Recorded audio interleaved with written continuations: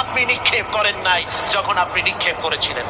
আপনি শুধু বালুকণা ছেড়ে দিয়েছিলেন, আর আপনার আল্লাহ ঘরের চতুর্দিকে কাফেরদের চোখে বালুকণা পৌঁছে দেওয়ার দায়িত্ব আমার হুজুরাত গ্রহণ করেছিল। সুবহানাল্লাহ, সুবহানাল্লাহ। আমার ভাইরা, নবীজি হযরত আবু বকরের বাড়িতে গেলেন। দরজায় কি আস্তে করে নক করেছেন? দরজায় কি আস্তে করে নক করলেন? ভিতর থেকে আওয়াজ এলো, কে? ভিতর থেকে লাব্বাইকা সাদাইকা বলে হযরত আবু বকর বেরিয়ে এলেন। আল্লাহর নবী জিজ্ঞাসা করলেন, আবু বকর রে, এক ডাক দিলাম আর তুমি এক ডাকে সাড়া দিলে, তুমি কি ঘুমাও নাই? হযরত আবু বকর বলেন, ইয়া রাসূলুল্লাহ, আপনি বলেছিলেন আমাকে সাথে নিয়ে হিজরত করবেন।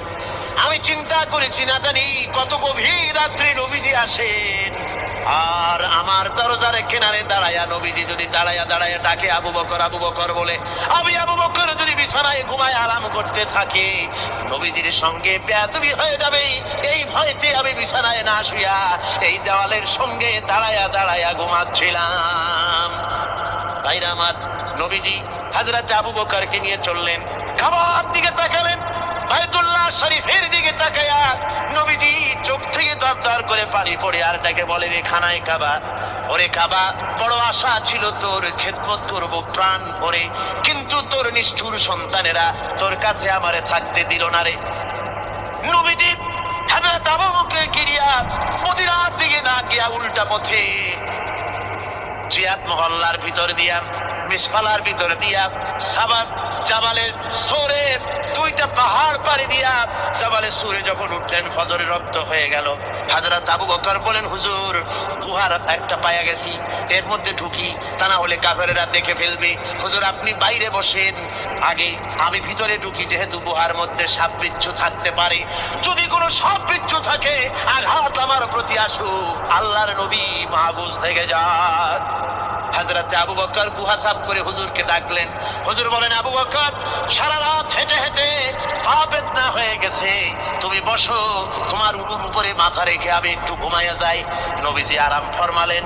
হযরত আবু বকর নজর করে দেখেন গুহার ভিতরে অনেকগুলি গর্ত, কোন গর্ত থেকে কোনো সাপ বিচ্ছু আসে নাকি, রুমাল ছিঁড়ে ছিঁড়ে গর্ত বন্ধ করতেছিলেন। একটা গর্ত যা বন্ধ করা গেল না, পা দিয়া হযরত আবু বকর চেপে ধরেছেন, এক পাহাড়িয়া বিষধর সাপ দংশন করেছে হযরত আবু বকরের পায়ের উপরে।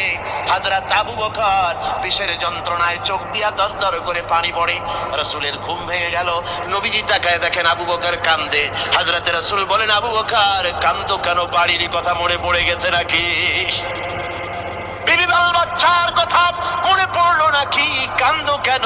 হযরত আবু বকর বলেন, ইয়া রাসূলুল্লাহ, আল্লাহর কসম করে বলি, সেই দিন আপনার প্রতি ঈমান এনেছি, আল্লাহর প্রতি ঈমান এনেছি, এই কলিজার ভিতরে বিবি বাল বাচ্চার চাইতে আপনার মহব্বত বেশি।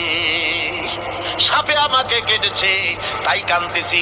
হুজুর সঙ্গে সঙ্গে মুখ থেকে থুতু মোবারক বার করে সাপে কাটা জায়গায় থুতু মোবারক লাগিয়ে দিলেন, যন্ত্রণা বন্ধ হয়ে গেল।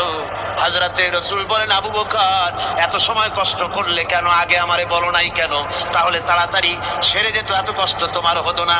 হযরত আবু বকর বলেন, ইয়া রাসূলুল্লাহ, এটা তো সাপে কাটার যন্ত্রণা, এর থেকে বেশি যন্ত্রণাও যদি আমার হতো, যন্ত্রণার চোটে যদি আমার কলিজা ছিঁড়েও যেত লাগতো, তবুও আল্লাহর নবী আরাম ফরমাচ্ছেন, নবীর আরামের ভিতরে আমি বিঘ্ন ঘটাতে পারতাম না। ভাইরা আমার, কাফেরেরা খুঁজতে খুঁজতে দুদিন পরে যখন এই জায়গায় তারা চলে এসেছে, এখানে এসে তারা গুহার কাছে পায়ের চিহ্ন শেষ দেখলো। একজন বলে ভিতরে আছে, আর একজনে বলে নাই, আর একজন বলে আছে, আর একজন বলে নাই। হযরত আবু বকর বলেন, ইয়া রাসূলুল্লাহ, আমরা ধরা পড়ে গেছি, পালাবার কোনো পথ নাই, আমরা তো ধরা পড়ে গেলাম। সূরা তাওবার ভিতরে আল্লাহ রাব্বুল আলামিন এই কথাটা এভাবে তুলে ধরেছেন, ইয ইয়াকুলু লিসাহিবিহি লা তাহজান ইন্নাল্লাহা মা'ানা। আল্লাহ নবী ডেকে বলেন, আবু বকর ভয় পেও না, আমরা মাইনরিটি নই, আমরাই মেজরিটি, আমাদের সংখ্যাই বেশি, ওদের ভয় তুমি করো না, কোনো চিন্তা করো না, ভয় পেও না, আল্লাহ রাব্বুল আলামিন আমাদের সাথে আছেন। সুবহানাল্লাহ। সুবহানাল্লাহ ওয়া বিহামদিহি। আল্লাহ রাব্বুল আলামিন আমাদের সাথে আছে, কোনো চিন্তা করো না, ভয় পাইও না। আমার ভাইরা, বান্দা যখন আল্লাহর প্রতি ঈমান আনে, আল্লাহর প্রতি যখন তার মহব্বত বেড়ে যায়, আল্লাহর উপরে যখন সে নির্ভর করতে শেখে, তখন সে দুর্জয় নরসার্দুলে পরিণত হয়ে যায়। জোরে বলেন সুবহানাল্লাহ। সে বীর পুরুষ, দুর্জয় নরসার্দুল। কারো হুঙ্কার, কারো অগ্নিচক্ষু, ফাঁসির মঞ্চ, জেল জরিমানা, বোমা, কিরিস, রিভলভার, স্টেন গান, কামান, এগুলির ভয়তে ভীত হয় না কে? মুমিন। কে হয় না? সে একমাত্র নির্ভর করে কার উপরে?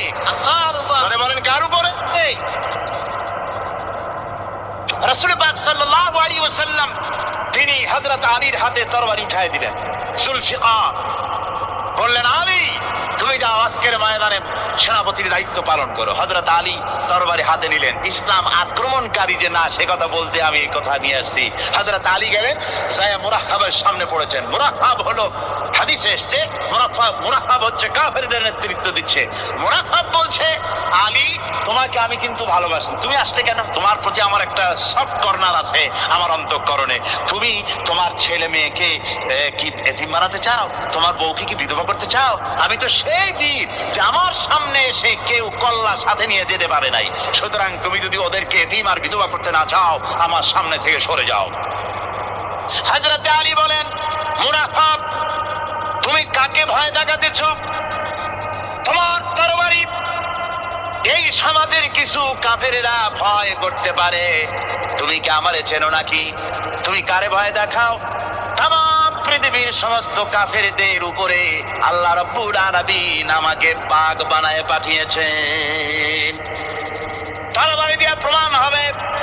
মুনাফিক বলে, তুমি আঘাত করো। কয় না, আক্রমণ তো করব না আমি, আগে তুমি করো, আমি প্রতিহত করব। আক্রান্ত হলে পরে তারপরে জবাব দেব। এরপরে মুরাহহাব আঘাত হানতে লাগলো। হযরত আলী সমস্ত রণকৌশল দিয়ে আঘাতগুলি তিনি ফিরিয়ে দিতে লাগলেন। এরপরে হযরত আলী বলছেন, মুরাহহাব এবার তৈরি হও আমার আঘাত সহ্য করার জন্য। হযরত আলী জুলফিকার তুলে আঘাত করলেন। এক আঘাতে দেখা গেল মুরাহহাবের মাথা থেকে শুরু করে শরীর টুকরা হয়ে গিয়া হযরত আলীর তরবারির মুঠা পর্যন্ত মাটির ভিতরে গেড়ে গিয়েছে। খায়বারের